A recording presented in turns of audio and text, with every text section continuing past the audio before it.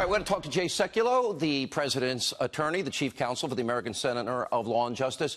Besides making a call, a president to send American troops into harm's way, this is now the most important decision a sitting president can make. For now, the second time in less than 2 years, President Trump has selected a nominee for the U.S. Supreme Court. And just moments ago, the president picked Judge Brett Kavanaugh to replace the outgoing Supreme Court Justice Anthony Kennedy.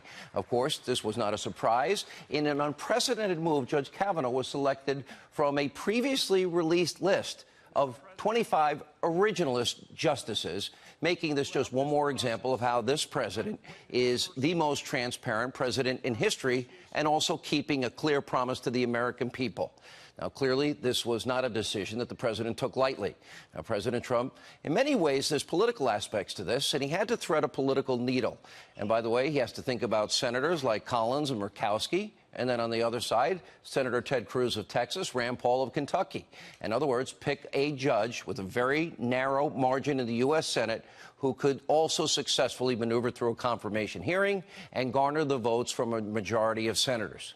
Without a doubt, Justice Kavanaugh is an extremely qualified candidate. Educated at Yale, Kavanaugh clerked under Justice Anthony Kennedy, just like Neil Gorsuch. In the 1990s, he served as an associate counsel for Ken Starr, that, of course, during the investigation into then-President Bill Clinton. During that time, it was interesting, Kavanaugh did push a controversial opinion that Bill Clinton had, in fact, obstructed justice by sometimes making false public statements or sending surrogates out to do such about Starr's investigation. Judge Kavanaugh, in a very interesting piece that he talked about in 2009, he did change course, and he publicly changed his opinion on the issue of obstruction in what was a very powerful article that was in the Minnesota Law Review.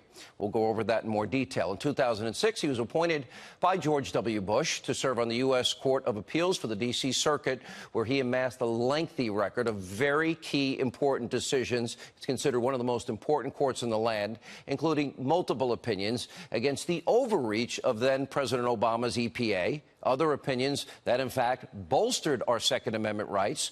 One point of concern was Judge Kavanaugh's mixed track record on one issue, Obamacare. But after years on the D.C. Court of Appeals, what is his originalist and constitutionalist track record is fairly extensive and fairly robust. And by the way, to all you never-Trumpers out there all across America, you tried so hard to prevent a Trump presidency. Are you happy tonight at all? Can you admit you were wrong at all? Are you happy about, let's see, tax cuts, promises made, promises kept? Are you happy that this was not Hillary Clinton tonight appointing a judicial activist, a left-wing activist to the Supreme Court? Are you happy you don't have two radical judges on the Supreme Court? Would you rather have Hillary Rodham Clinton making this selection tonight? Now, in moments, we're going to give more analysis of Judge Kavanaugh. It is also important to review the extreme measures that the left in America will take in order to malign, besmirch, destroy the reputation of Judge Kavanaugh and also his family that you saw tonight. It's a story as old as time. For decades, every single solitary nomination to the U.S. Supreme Court by a Republican president has been met with the same destructive tactics from the Democratic Party. Now, regardless of who was nominated, regardless of what their qualifications, regardless of their track record, even an adherence to the U.S. Constitution, the foundation of our laws in this, of course, republic that we live in, a constitutional republic, you have the left, you have Democrats and their friends in the media, that their echo chamber, always conducting what is a malicious campaign to impugn the character of good people, the track record of good people, frankly, anybody that President Trump would have nominated to the Supreme Court. The language gets downright apocalyptic, and this time is no different. Let's just go back. Let's take a look at how the left was treating President Trump's nomination before the announcement tonight. It is really bordering on insanity. Watch this.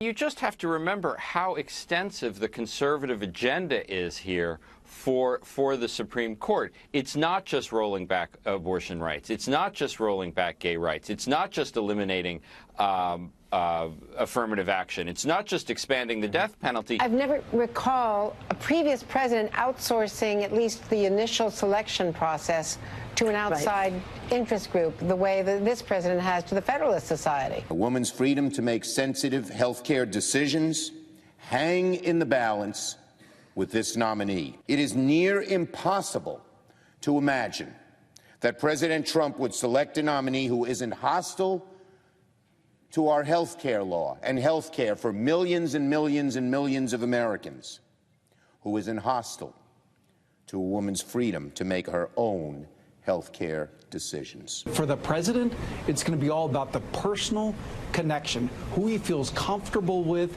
in the moment. So you're saying he's going to pick the man, the white man. So as REM once put it, the end of the world as we know it. I've never seen a president of the United States, in effect, make himself a puppet of outside groups and choose from a group of right-wing fringe ideologues. I frankly don't even think we should be considering this nominee. Now, none of this rhetoric is surprising at all. None of it's new. One of the most notable smear campaigns from the Democrats took place in the 1980s during Ronald Reagan's nomination of an originalist, an intellectual, to the Supreme Court. His name was Judge Robert Bork. And by the way, he was never confirmed to the U.S. Supreme Court, in large part because of what was lying and fear-mongering and just frankly smearing by people like Senator Ted Chappaquiddick Kennedy. You may remember this. Take a look.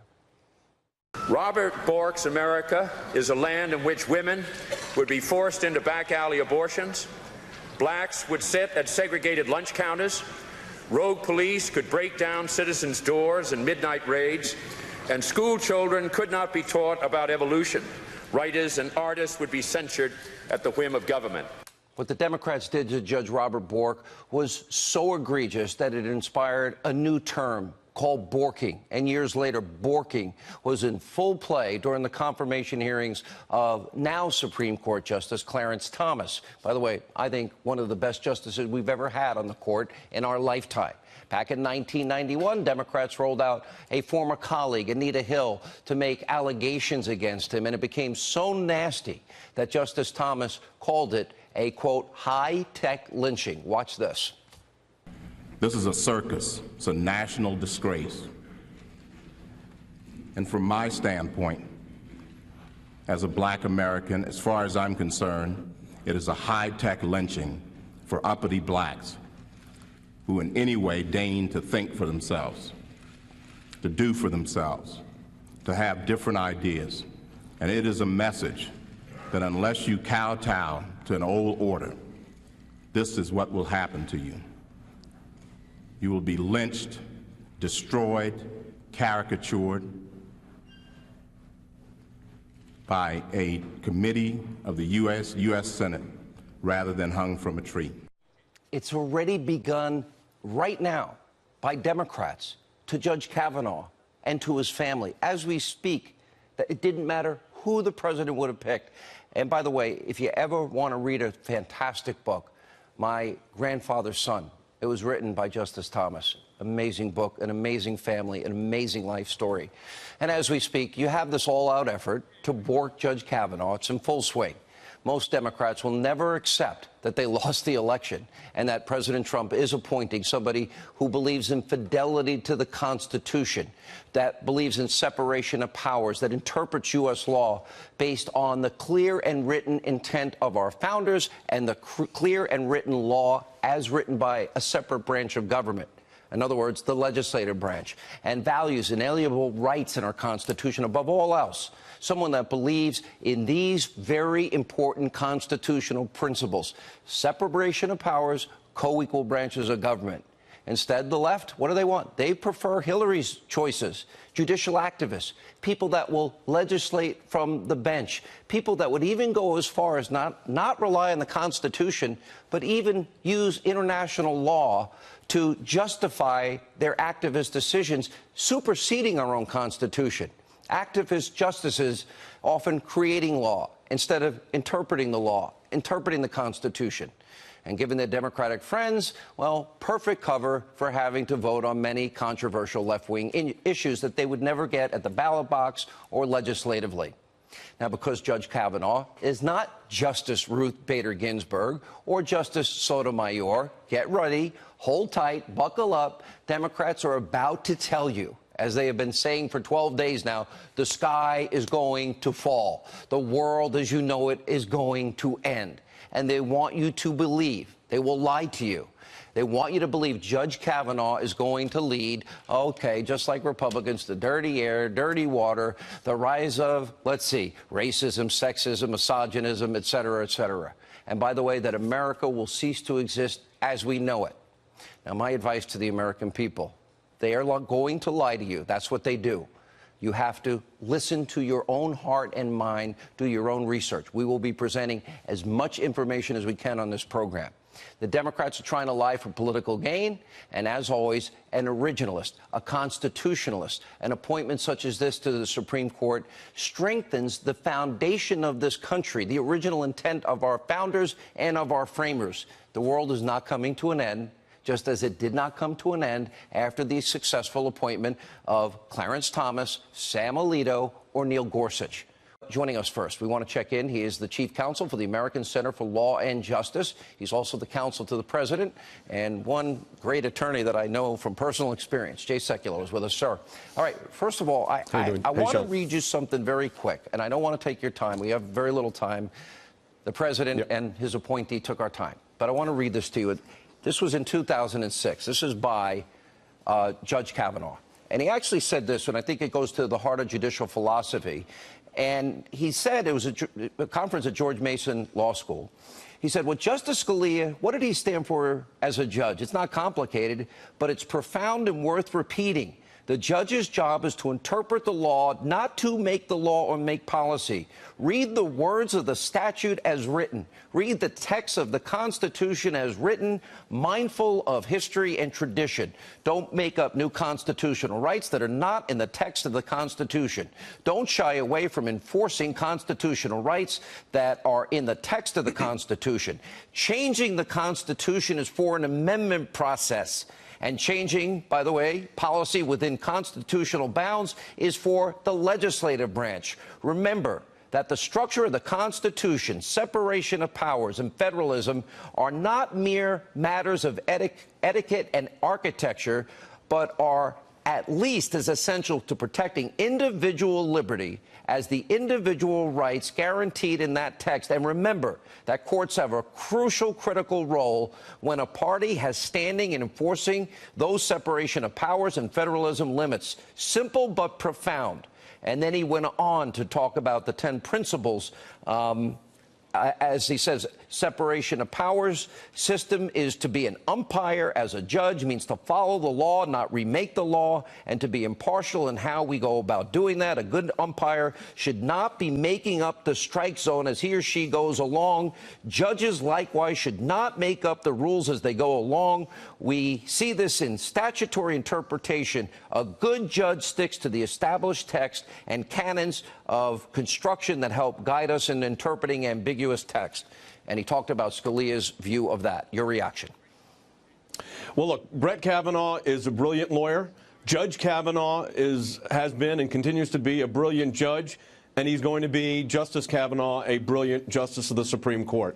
I have had the privilege of litigating cases before the Supreme Court for 3 decades, including from the time that Anthony Kennedy was on the bench until his retirement. And I've known Brett Kavanaugh both in a private practice on cases and as a judge.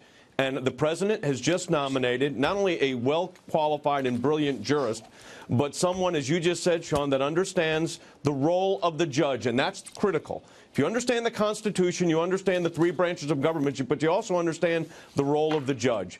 Brett Kavanaugh has lived that out in his life, both in his practice and as a judge, and he will be an excellent addition to the Supreme Court. And, Sean, you heard it tonight in his brief statements that Brett made. The fact of the matter is they're going to come after him because that's what they do. It's not going to lay a glove on him. This is a guy that has been ready for this moment for a long time. He's not only well-trained, not only brilliant, but he's also someone that understands, as I said, his role as a textualist, as what the Constitution requires of a judge. He's going to call them as he sees them. He's not going to come in with preconceived notions, but he also has had 300 opinions. He's heard a lot of cases and made a lot of decisions. So I'm very optimistic and very pleased with this selection. A lot of times, conservatives that I know most worry. It seems that when Democratic presidents never make a mistake. They always get the judicial activists that they want. But there have been choices by Republican presidents that, because no nominee will ever talk about specific cases that may come before the court. Ruth Bader Ginsburg famously said that. So Yeah, she's right. I ask you, your confidence in him, in what I read to you about originalism, constitutionalism, separation of powers, co-equal branches, how confident on a scale of 1 to 100 are you that this is his real judicial philosophy? Look, I said, I've known Brett for 17, 18 years, almost 20 years now. And I know his judicial philosophy. Look, any judge is not going to, if they're doing their job correctly, will not prejudge the outcome of a case that is likely to come before him. And Justice Ginsburg was right when she said that. You shouldn't be answering those questions. What you want to know from a nominee is where they stand on their view of the Constitution and their role as judge. And Brett Kavanaugh understands exactly the role that he has under Article 3 of the United States Constitution. As I've said, you know, I think it was Justice Scalia famously said, a good judge will sometimes come to a conclusion that although he disagrees with the result, but understands the implication and that he's required to follow the law, even if he would rather see it go a different way. Hey, What's Jay, the role of the judge? Follow the law. He actually added to that what the law demands, regardless of his own personal view. That is a powerful statement by Judge Scalia. All right, Jay Sekulow, great to see you. Appreciate you being with us on this important, historic night in many ways.